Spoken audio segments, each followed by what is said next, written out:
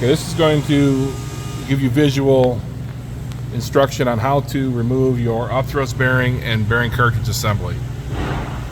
Would be this item here and the upthrust bearing below here. Wiring an electric motor from your discharge head. You have 4 bolts to remove.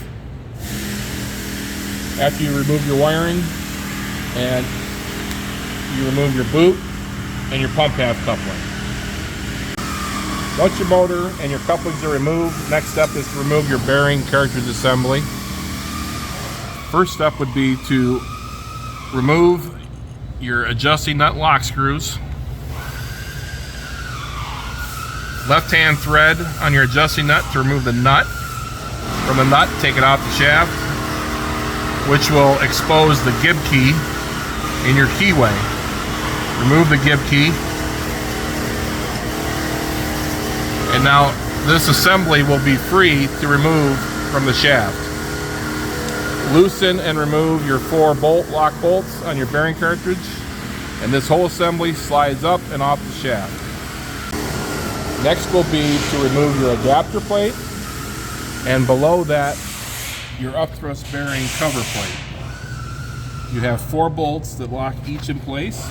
Remove the bolts, and that'll expose your upthrust bearing here. Once you have exposed it by removing these plates, remove your upthrust bearing. To assemble your new parts, reverse your removal steps. Install your upthrust bearing on the shaft. Install your cover plate and adapter plate. Lock in place. Slide your bearing cartridge assembly over the shaft. Slip your gib key down back into your keyway. Lock in your shaft bushing. Run your adjusting nut all the way down so it touches the shaft bushing. And now you will take a measurement, the end of the shaft, the end of your discharge head, and adjust the impellers up 1/4 of an inch. Now that you adjusted the impellers, you line up your hole on your shaft bushing and your adjusting nut. Put your lock screws in place, lock it down, and this shaft should now spin freely after you've adjusted the impellers off the bottom. Last step will be to install your motor. Rewire if you removed wires, and check for rotation after you've locked the motor in place.